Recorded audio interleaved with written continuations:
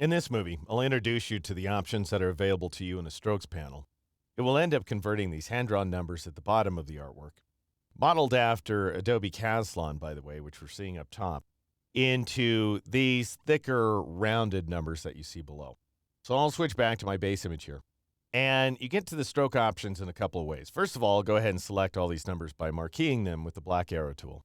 And then notice up here in the control panel that we see a line weight value. Illustrator calls it stroke weight, but just about everybody else on the face of the planet calls it line weight. And you'll only see that value, by the way, if the entirety of every single path that's selected is selected. So in other words, if I switch to the wide arrow tool here and I shift click on a single point to deselect it, then we lose that line weight value. But you can still adjust the line weight if you want to by going to the window menu and choosing the stroke command, which has a keyboard shortcut of Control F10, Command F10 on the Mac. Anyway, at the very least, you'll see this tiny stroke panel with a single value, which is weight.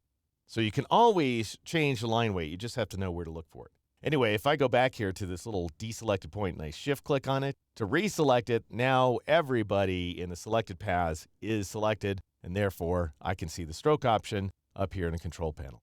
Now there's a variety of different ways to change the line weight. If you click this little up arrow button, you'll increase the weight value in increments of 1. If you press the shift key and click on the up arrow button, then you'll advance to the nearest increment of 10, as you can see here.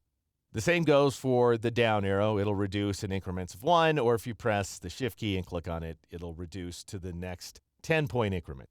You can, of course, dial in a value, and by the way, these values are accurate to 1/100th of a point. So I could enter 12.75, for example, or you can click on the down pointing arrowhead and you can choose a value. And notice that the smallest value that's available in this menu here is 0.25 point, which is really as low as you want to go. I'll go ahead and zoom in on this text and press Control H or Command H on the Mac to hide my selection edges. Consider that a quarter of a point is 1/4 of a 72nd of an inch, so it's 1/288th of an inch, which means that you're printing about the thinnest line that your output device can handle. So I don't recommend you go any thinner than that. Routinely, a value of 0.3 is considered to be a hairline. I typically don't go any lower than that. Now, in this case, we don't want tiny little hairlines. We want big, thick, meaty lines, so I'm going to change that line weight value to 16 points in order to produce this effect here. All right, next door you can see that we've got the word stroke right there. And I'm going to press Control H or Command H on the Mac so that I'm bringing back my selection edges. And what I want you to note is that by default, the stroke is centered on the path outline. So we've got a 16-point stroke, which means 8 points of the stroke, half of it, is on the inside edge of the path outline. And the other half, 8 points, is on the outside edge of that path outline.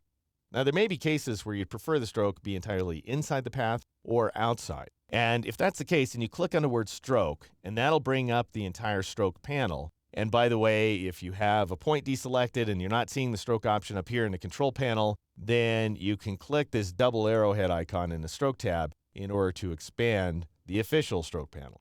But I'm going to make it tiny again because I don't have that much room on screen. All right, now I'll click on the word stroke. And notice this option right here, align stroke. And by default, it's set to align stroke to center, which is the official way things are done on a PostScript printer. You can, however, set stroke to inside. Now, if you do click on that option, it's not going to make any difference for some of the paths that we're seeing. In fact, all of the paths that I'm seeing right now. And that's because this option is not applicable to open paths. And all of these numbers, with the exception of the 8, which is a closed path that loops all the way around, all the others are open paths and they're not affected. So you can see what happens when I scoot the stroke on the inside of the 8. It doesn't look good in this case. It's not what we want, but in some cases, it'll do you well. You can also align the stroke to the outside if you prefer, and that would produce this effect here. But of course, what I really want is to align the stroke to center for all of these numbers. So there's your introduction to the stroke panel, specifically the line weight and alignment options. In the next movie, I'll show you how to work with a few other options available inside this panel, specifically the cap and corner options.